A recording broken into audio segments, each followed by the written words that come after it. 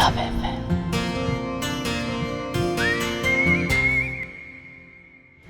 क्या ये रिश्ता आर्यन के लिए सिर्फ एक जीत की तरह रहेगा या ये मजाक उसकी जिंदगी को पूरी तरह बदल देगा? और क्या सीमा आर्यन के साथ एक नई शुरुआत कर पाएगी या ये फैसला उसके लिए पछतावे का कारण बनेगा? अब क्या करेंगे? तुम्हारे पापा को कैसे बताएंगे? तुम नहीं समझती, मेरे पिता मुझे घर से बाहर कर देंगे। उनके लिए इज्जत से बड़ा कुछ नहीं है। तो तुमने ये सब बस मजाक के लिए किया था? अरे हाँ, क्योंकि मेरे दोस्तों ने मुझसे चैलेंज लिया था। और तुम्हारे बारे में क्या? तुमने भी तो शादी सिर्फ पैसों के लिए ही की है ना? बोलो। क्या तुम सच में ऐसा सोचते हो? हाँ, मैंने तुम्हें इसलिए हाँ कहा क्योंकि मुझे लगा तुम शायद मुझे एक मौका दोगे, लेकिन तुम्हारे लिए तो ये बस मनोरंजन था। सुनो सीमा, ये सब खत्म करना होगा। मैं तुम्हारे साथ नहीं रह सकता। हम कल सुबह कोर्ट जाएंगे और तलाक की अर्जी देंगे। तलाक? क्या मैं तुम्हारे लिए कोई खिलौना हूँ? ये शादी मजाक नहीं था आर्यन। मैं तुम्हारी पत्नी हूँ और इस सच को तुम बदल नहीं सकते। लेकिन ये सब गलत था। मैं ऐसा नहीं चाहता था।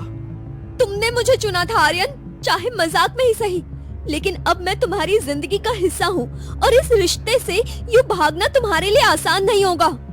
आर्यन का सामना पहली बार किसी ऐसी स्थिति से हो रहा था जहाँ उसका मजाक उस पर भारी पड़ रहा था। सीमा के आंसू और उसके गुस्से ने आर्यन को हिला दिया था, लेकिन उसके दिल में अब भी अपने पिता का डर सबसे बड़ा था। तुम्हें क्या लगता है, तुम्हारे पिता को तुम्हारे इस कदम के बारे में पता चलेगा तो वो क्या करेंगे? वो मुझे इस घर से बाहर फेंक देंगे।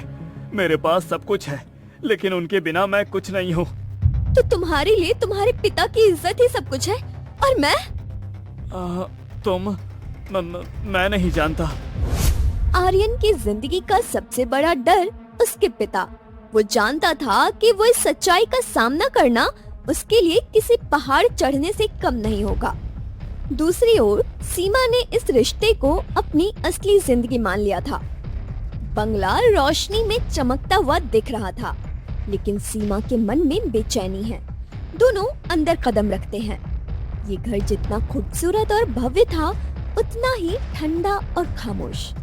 सीमा को पहले ही एहसास हो चुका था कि यहाँ कदम रखना आसान नहीं होगा। कौन है ये लड़की? और ये तुम दोनों साथ में क्यों आए हो?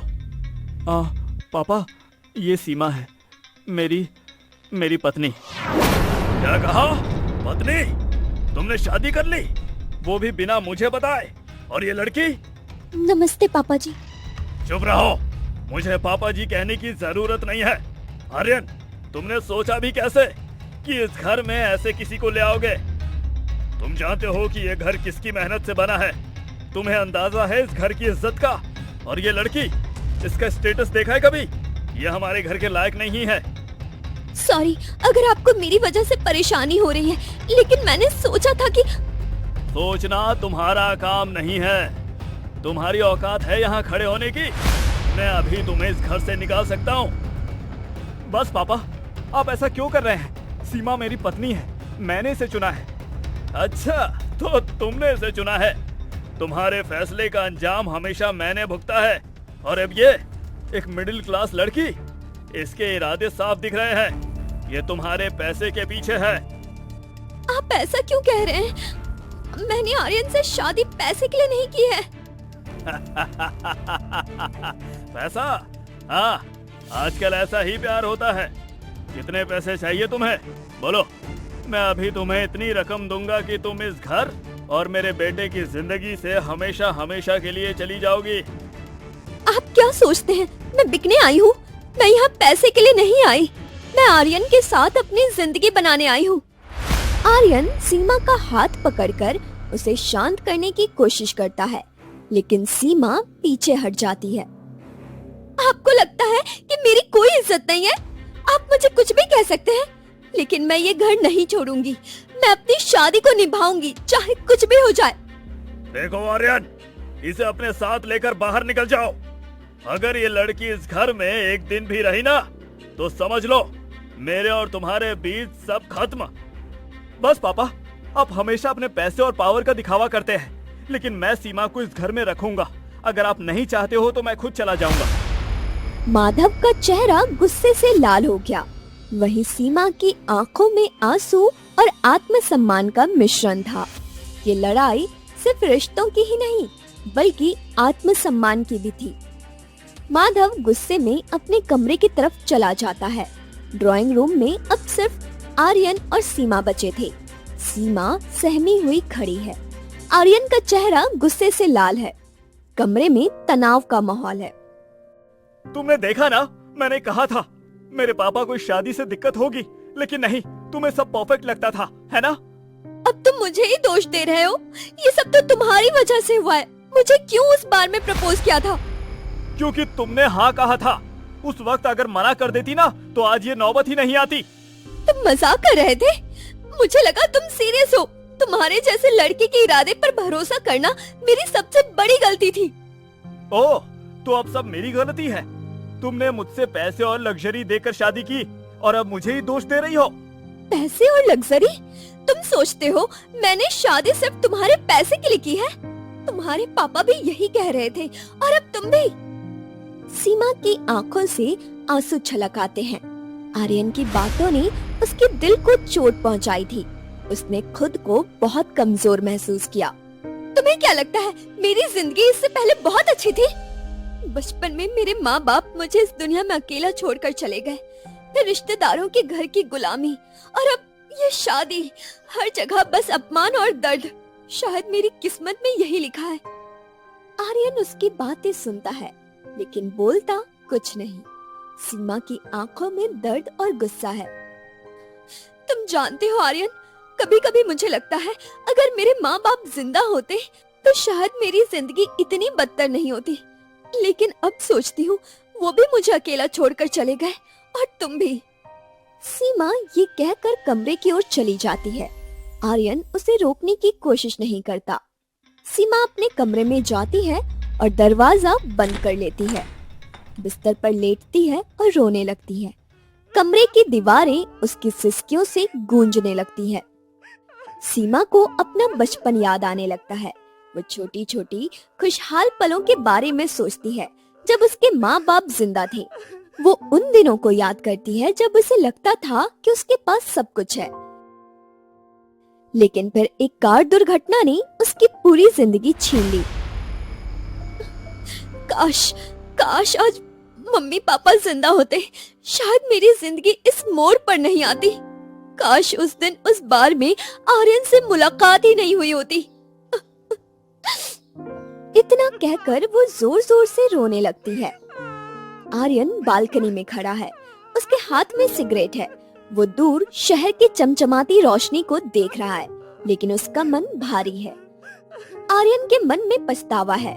वो उस रात को याद करता है जब उसने अपने दोस्तों के कहने पर सीमा को प्रपोज किया था।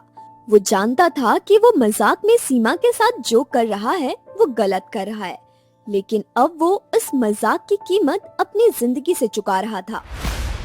मुझे क्या जरूरत थी उस बारे में ये सब करने की? हाँ, बस दोस्तों को इम्प्रेस करना था, और आज देखो क्या हालत बना ली है मैंने। पापा सही कह रहे थे, मैं हमेशा बेवकूफी करता हूँ। लेकिन सीमा, वो भी तो समझ सकती थी ना कि मैं टल्ली था, मैं सीरियस नहीं था।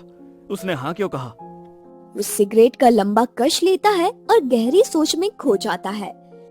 सीमा धीरे धीरे रोना बंद कर देती है। उसकी आंखें लाल है। वो खुद को आईने में देखती है। अब मुझे कमजोर नहीं बनना। बस हो गया ये सब लोगों के ताने। जो मैंने सोचा था कि मुझे एक आखिरी मौका मिला है जिंदगी सुधारने का, इसलिए मैंने ये शादी की, तो इसे निभाऊंगी भी, चाहे माधव अंकल कुछ भी कहे और आर्यन मुझे जितना भी दोष दे। अगली सुबह सीमा उठकर बिस्तर पर बैठती है और गहरी सांस लेती है। उसकी आंखों में पिछली रात की हलचल और तनाव की झलक है, लेकिन वो अब थोड़ी शांत महसूस करती है। कमरे की भव्यता उसे एक पल के लिए हैरान कर देती है। सुबह की रोशनी कमरे में फैल चुकी थी। सीमा ने सोचा कि रात की बातों को भूलकर नए दिन की शुरुआत करनी चाहिए, लेकिन आर्यन और उसके पिता के बीच की कड़वाहट बार बार उसके दिमाग में लौट आती थी। जो हुआ उसे बदला तो नहीं जा सकता, लेकिन मुझे इस घर के माहौल को समझना होगा। वो उठकर कमरे से बाहर निकलती है। सीमा चलते चलते घर के आलीशान इंटीरियर को देखती है। दीवारों पर महंगी पेंटिंग्स टंगी है। बड़े बड़े झूमर और लकड़ी का नक्काशीदार फर्नीचर घर की भव्यता को और बढ़ा रहा है। ये घर इतना बड़ा और खूबसूरत है, लेकिन इसमें सन्नाटा क्यों है? यहाँ सिर्फ आर्यन और उसके पिता रहते हैं, बाकी परिवार कहाँ है? सीमा को घर के हर कोने में एक खालीपन महसूस हो रहा था। इतनी बड़ी जगह, लेकिन कहीं भी किसी गृहस्थ का एहसास नहीं था। सीमा को भूख लगी है। वो किचन की तलाश में पूरे घर में घूमती है। आखिरकार वो एक बड़े दरवाजे पर रुकती है और उसे खोलती है। अंदर का नजारा देखकर वो कुछ पल के लिए ठहर जाती है। रसोई बेहद साफ सुथरी थी, लेकिन उसमें एक अजीब सा सन्नाटा था। किचन काउंटर चमक रहा था। बर्तन अपनी जगह पर रखे थे, लेकिन उन पर हल्की धूल की परत दिखाई दे रही थी। ऐसा लग रहा था कि इसे इस्तेमाल किए हुए काफी समय हो गया है। इतना बड़ा घर और रसोई इतनी शांत, जैसे यहाँ खाना कभी बनता ही नहीं। वो चारों तरफ नजर दौड़ाती है, लेकिन हर कोना साफ दिखता है। वो बस एक अजीब सा खालीपन महसूस करती है। अचानक आर्यन तेजी से किचन में आता है। उसे सीमा को वहाँ देखकर झटका लगता है। सीमा, तुम यहाँ क्या कर रही हो? वो मैं बस, मुझे भूख लग रही थी तो मैं किचन ढूंढ रही थी। तुम्हें यहाँ नहीं आना चाहिए था। अगर पापा ने देख लिया ना तो पता है क्या होगा? तुम्हारे पापा को क्या दिक्कत है? और ये किचन ऐसा क्यों है? यहाँ खाना कौन बनाता है? ये सब छोड़ो। पापा बहुत ज्यादा सख्त हैं। अगर उन्हें पता चला कि तुम यहाँ आई हो तो वो मुझे जान से मार देंगे। इतने में माधव किचन के दरवाजे पर खड़े दिखाई देते हैं। उनके चेहरे पर गुस्से का भाव है। उनकी आंखें सीमा पर टिकी है। यहाँ क्या हो रहा है? पापा, वो सीमा, वो इसे भूख लगी थी, इसलिए। क्या मैंने साफ साफ नहीं कहा था कि ये लड़की मेरे घर के किसी भी हिस्से में घूमेगी नहीं? और ये किचन में ये सब क्या तमाशा है? सॉरी अंकल, मुझे नहीं पता था कि यहाँ आने की इजाजत नहीं है। इजाजत? इस घर के नियम और संस्कार तुम्हारे जैसे लोग समझ नहीं सकते। और आर्यन, तुमसे उम्मीद करना ही बेकार है। सीमा ने देखा कि माधव के गुस्से में सिर्फ उसकी मौजूदगी का नहीं, बल्कि घर के पुराने घावों का भी असर था। वो चुपचाप वहाँ से निकलने का सोचती है। आर्यन, जो खुद को बेबस महसूस कर रहा था, माधव की हर बात सहन कर रहा था। सीमा जाते जाते एक पल के लिए रुककर माधव से पूछती है, अगर आपको मेरी मौजूदगी इतनी नापसंद है तो आपने आर्यन को शादी करने से क्यों नहीं रोका? सीमा चुपचाप वहाँ से बाहर निकल जाती है। माधव आर्यन को गुस्से में देखता है और फिर वापस अपने कमरे में चला जाता है। इस घर की दीवारें चुप हैं, लेकिन उनमें राज चिल्ला रहे हैं। क्या सीमा को इस सन्नाटे की वजह का पता चलेगा? माधव की नजरों में जो गुस्सा है वो सिर्फ सीमा के आने से है, या किसी पुराने घाव को फिर से कुरेदने की? आर्यन और माधव के बीच इतना तनाव क्यों है? क्या ये सिर्फ सीमा की वजह से है, या इसके पीछे कुछ ऐसा है जो सीमा जान भी नहीं सकती? इतनी दौलत और शान और शौकत के बावजूद ये परिवार इतना खाली और बिखरा हुआ क्यों है? क्या सीमा इस गुत्थी को सुलझा पाएगी? क्या सीमा इस रिश्ते में अपनी जगह बना पाएगी, या ये घर उसे भी निगल जाएगा?